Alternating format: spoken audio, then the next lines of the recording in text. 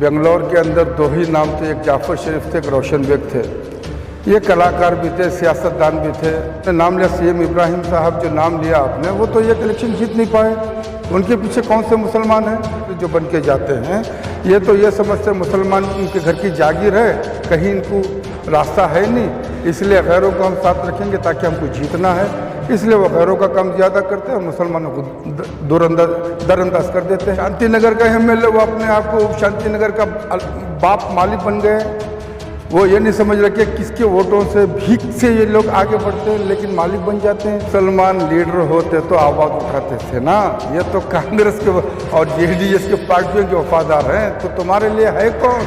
बताइए बाबा जी, हाल ही में जो लेजिस्लेटिव काउंसिल का जो अपोजिशन का ओहदा था, एक मुसलमान को देने का तय किया गया था।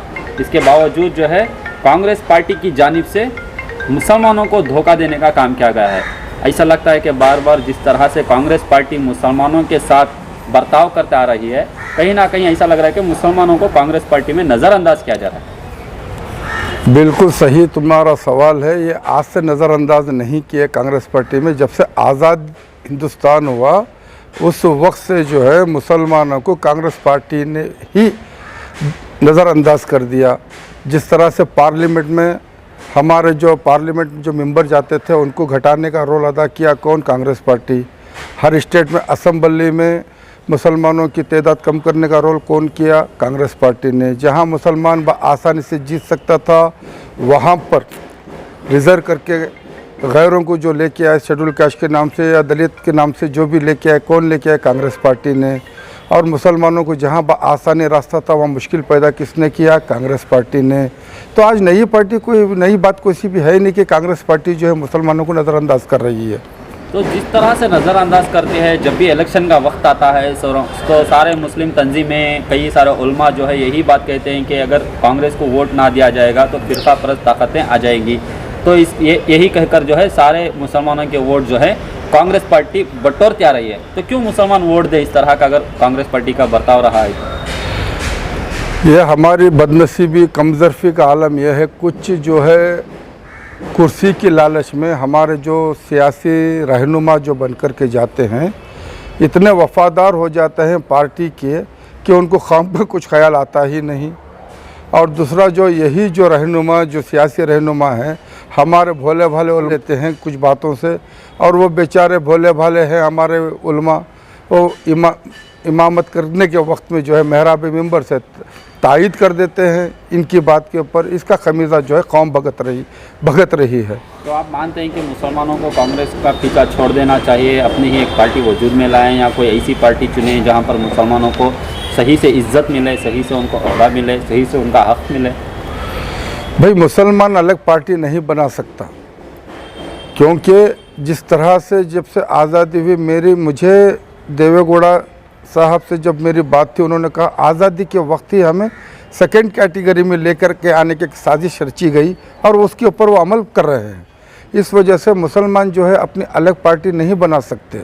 हाँ, इतना ज़रूर है, अगर कोई इंसानियत के लिए सेक्युलरिज्म का जो नाम है, अगर उसके ऊपर काम करते हैं, उसका साथ दे मुसलमान। बस ये मेरी सोच है। तो जिस तरह से कर्नाटक में सियासत में जो है बदलाव नज़र आ रहा है, जो सीएम इब्राहिम हैं, पुराने नेता हैं, पुराने कौम के लीडर भी कहे जाते हैं, तो अभी कांग्रेस छोड़ने का फैसला किया है। क्या आप मानते हैं ये कौम के लीडर हैं? भाई मैं देखो, बेंगलोर के अंदर दो ही नाम थे, एक जाफर शरीफ थे, एक रोशन बेग थे। ये कलाकार भी थे, सियासतदान भी थे। ये लोग कौम के लिए कुछ ना कुछ किए ज़रूर हैं। अब इसके अलावा कोई लीडर तो मेरी नज़र में है नहीं। अब जो आजकल पैदा हुए हैं वो आजकल के हैं। हाँ, रहे तुमने जिसका नाम लिया, बेचारे वो तो आज तक एक इलेक्शन जीत नहीं पाए, वो कैसे मुसलमानों के लीडर हो सकते हैं? कौन नहीं? जो जिसका तुमने नाम लिया, सीएम इब्राहिम साहब जो नाम लिया आपने, वो तो एक इलेक्शन जीत नहीं पाए। उनके पीछे कौन से मुसलमान हैं?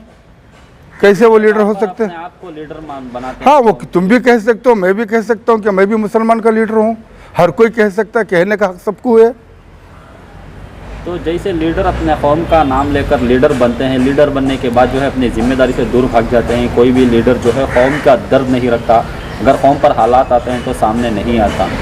देखो सीधी बात है, गैर मुस्लिमों में जिसको हम वोट दे करके कामयाब करते हैं वो ये चाहते हैं कि हमारे जितने वोट हिंदू बिरादरी के हैं वो हमें आते ही हैं, इसलिए मुसलमानों को हम राज़ी कर लें और मुसलमान का काम वो कर देते हैं। उसी तरह मुस्लिम लीडर जो बन के जाते हैं ये तो ये समझते हैं मुसलमान इनके घर की जागीर है, कहीं इनको रास्ता है नहीं, इसलिए गैरों को हम साथ रखेंगे ताकि हमको जीतना है, इसलिए वो गैरों का काम ज़्यादा करते हैं और मुसलमानों को दरअंदाज कर देते हैं।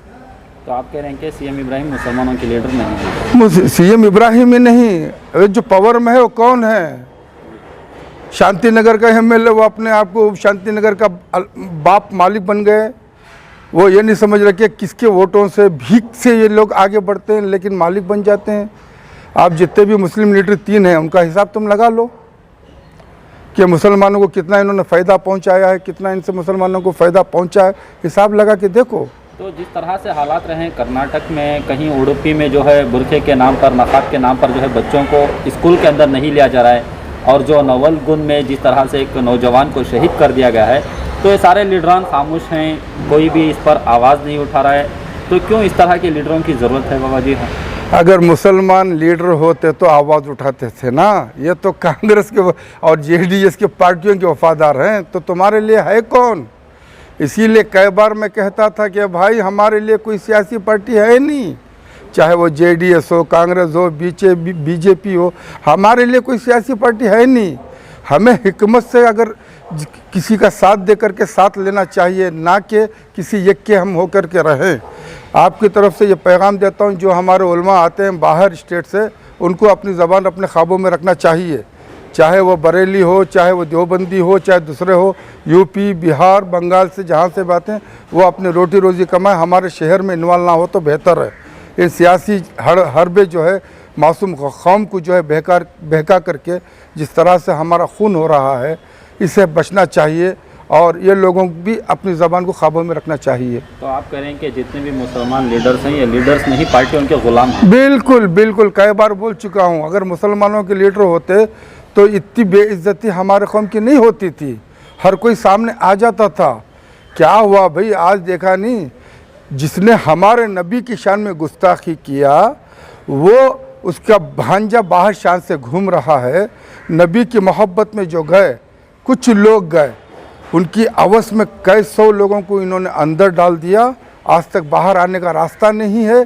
कहाँ है मुस्लिम लीडर? कौन है मुस्लिम लीडर? किसी में हिम्मत है ताकि उनको छुड़ा के बाहर लाएं? किसी में हिम्मत है कि हुकूमत से सवाल करें?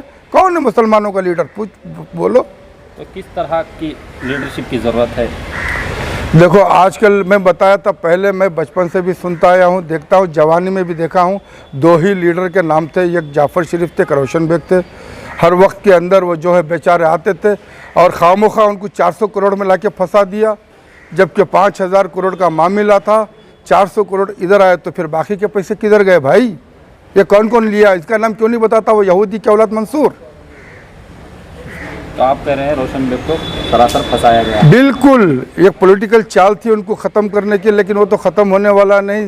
हाँ, नीच उच होती है, उतार चढ़ो है, उजाला है, धूप है, वो आएगा बंदा बाहर, फिर देखेंगे इंशाल्लाह। आने वाले दिनों में रोशन बेग साहब का कुछ इंशाल्लाह ज़रूर आएगा भाई। अल्लाह की कायनात है, जो इंसान हक़ के लिए कुछ किया तो अल्लाह ताला उसकी मदद ज़रूर करेगा। सब अल्लाह के बंदे हैं।